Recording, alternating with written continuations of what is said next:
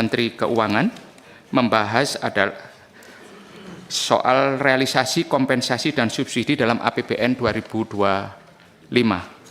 Sebagaimana kita ketahui, subsidi berfungsi untuk melakukan koreksi terhadap ketidaksempurnaan pasar,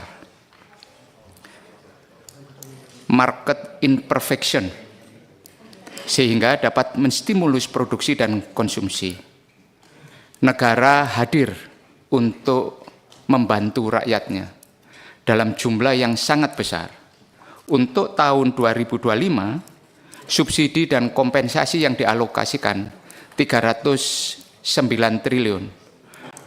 Kompensasi dan subsidi ini dirasakan secara langsung pada kehidupan harian masyarakat, baik itu subsidi energi maupun non-energi, dalam bentuk BBM bersubsidi, kemudian gas LPG untuk keperluan rumah tangga, kemudian ada yang namanya transportasi juga ada disubsidi oleh pemerintah, kemudian listrik pada voltase tertentu itu juga disubsidi, kemudian ada pupuk, ada kemudian transportasi, pelni, dan sebagainya.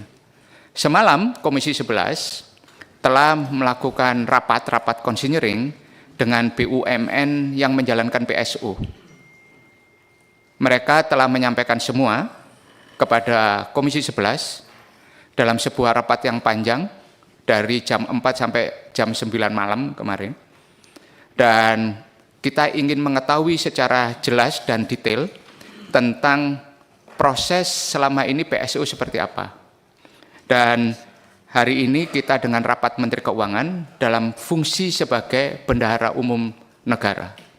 Karena subsidi dan kompensasi ini merupakan fungsi Menteri Keuangan dalam menjalankan fungsi bendahara umum negara.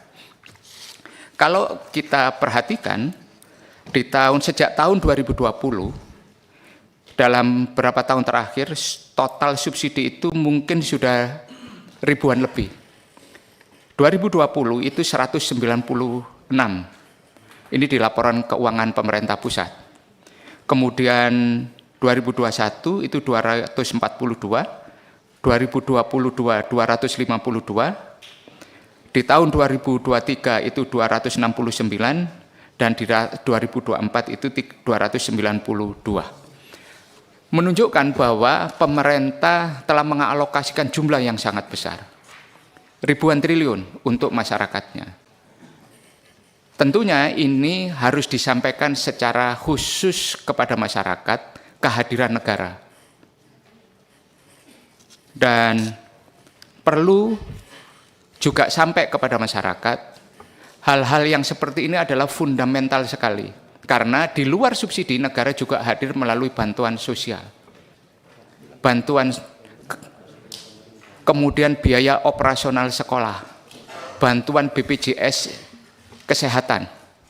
Dan ini tentunya menjadi pesan bahwa yang kuat juga kepada masyarakat, bahwa semuanya dikelola dalam bentuk APBN.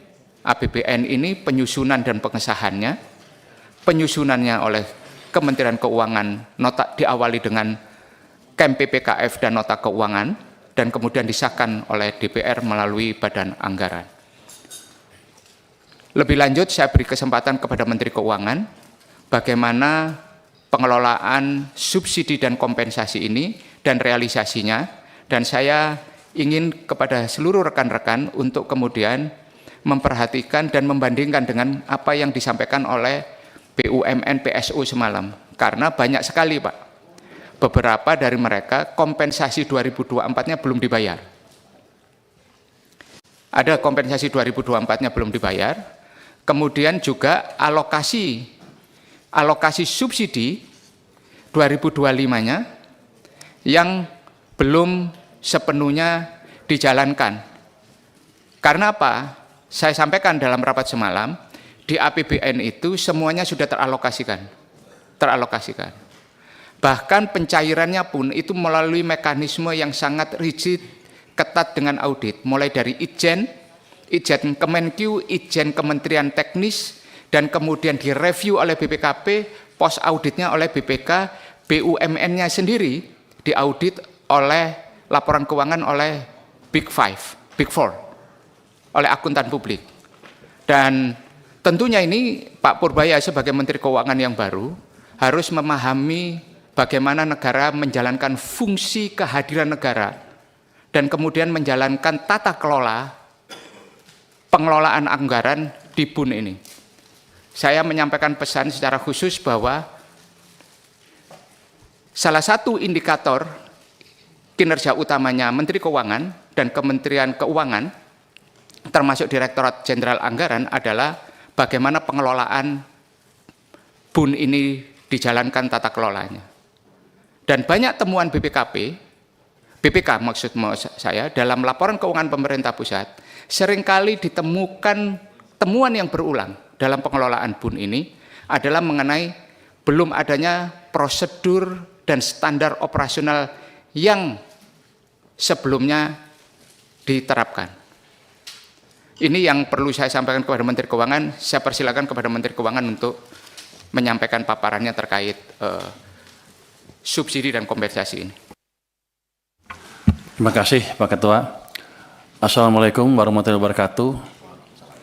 Bapak Ibu pimpinan anggota Komisi 11 yang saya hormati, selamat pagi, salam sejahtera untuk kita semua. Puji syukur kita panjatkan kehadirat Allah Subhanahu wa Ta'ala atas rahmat dan hidayahnya hari ini kita dapat menghadiri rapat kerja Komisi 11 DPR RI dalam suasana yang tentram dan damai.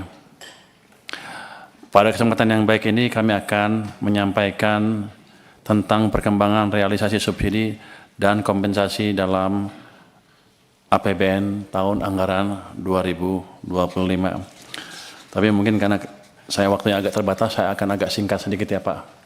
Cuman saya respon sedikit terhadap tadi klaim dari BUMN bahwa beberapa ada yang subsidinya belum dibayar di tahun 2024. Saya sudah confirm sama tim kami di sini, 2024 subsidinya sudah dibayar penuh, termasuk kompensasinya. Yang terakhir bulan Juni ya, yang untuk Pertamina dan PLN Juni. Jadi harusnya sudah clear Pak itu. Saya nggak tahu kenapa belum masuk ke rekening mereka. Mungkin kita cek nyangkutnya di mana di mereka, tapi di tempat kami sudah kami kirim. Saya akan masuk langsung ke perkembangan dan tantangan subsidi.